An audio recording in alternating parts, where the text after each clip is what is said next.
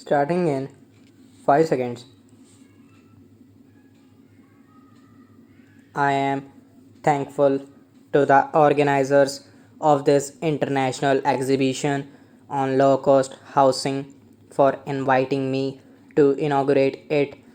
This exhibition, perhaps the first of its kind, focuses attention on one of the most pressing problems of today, the problem of housing. There is shortage of houses everywhere.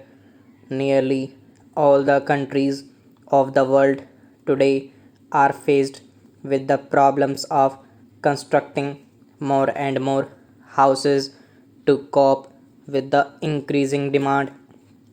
A reasonably comfortable house providing shelter against the inclemencies of weather and affording room for necessary rest and leisure is an elementary need of mankind. It is clear that if the present need is to be met to any reasonable extent, houses will have to be built on a large scale. This is possible only if the cost of construction and of materials for building a house is brought down to a level which would be within the reach of a person of average means. It is therefore appropriate that this exhibition should be called an exhibition on low cost housing. Generally speaking, housing sounds like an abstract idea, although houses are made of such substantial material as brick and mortar. I believe one great contribution of this international exhibition will be to bring the problem of housing into the region of the concrete. The many exhibits displayed here are its unmistakable proof.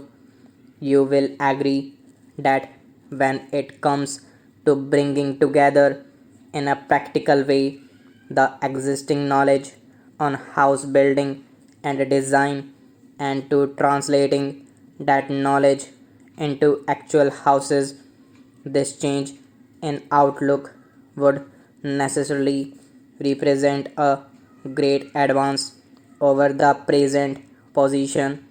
This exhibition will provide a forum to professional men to exchange ideas and enable them to see the methods which have already passed the test or are still engaging the attention of planners, engineers, and architects.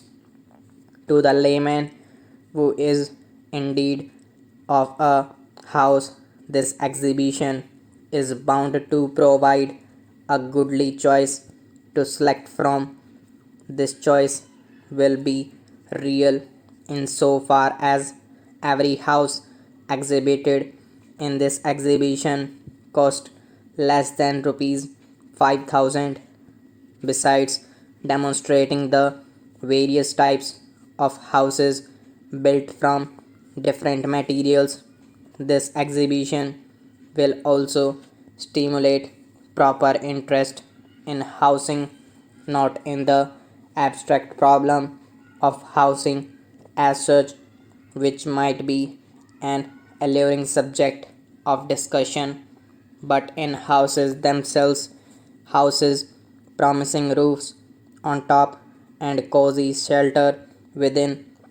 I particularly welcome the broad auspicious under which this exhibition has been arranged, as the problem of housing is common to all countries and human beings all over the world needs houses to live in.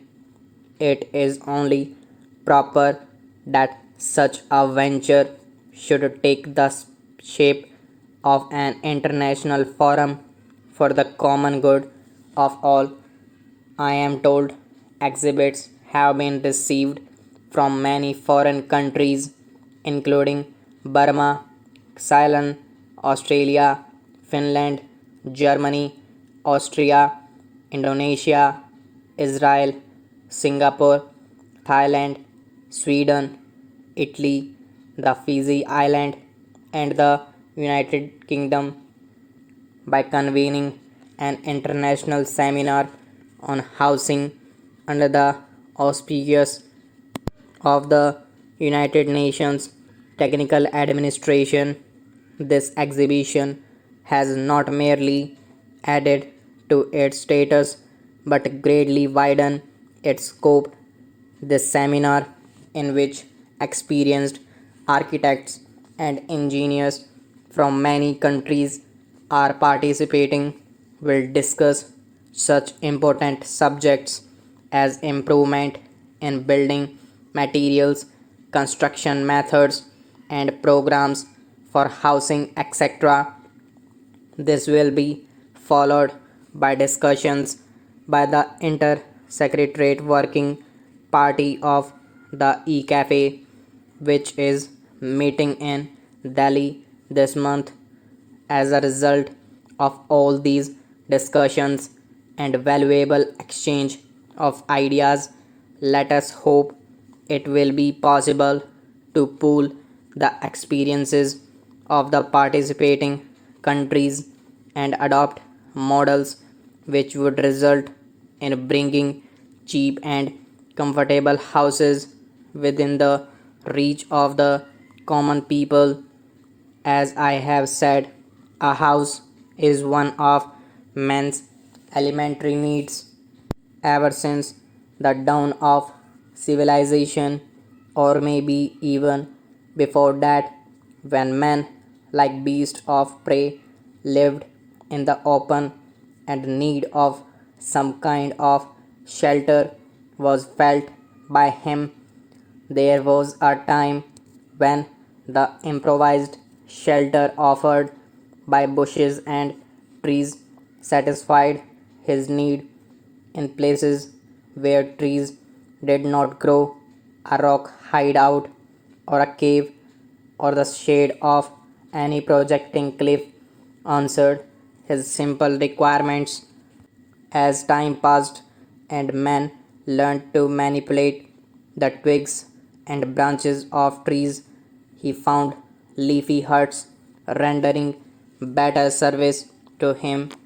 Gradually, he began to thatch and plaster these huts with mud, and so man went on progressing, improving upon his craftsmanship and selecting better and better building material till he found himself capable of raising such gigantic structures as the pyramids of Egypt.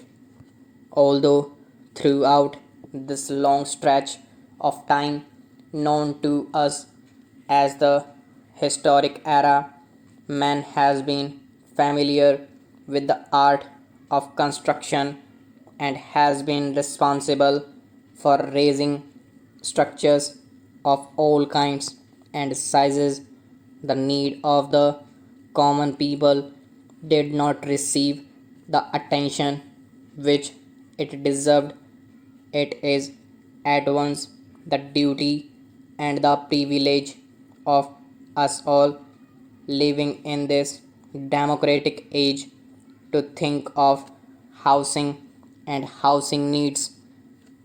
Stop.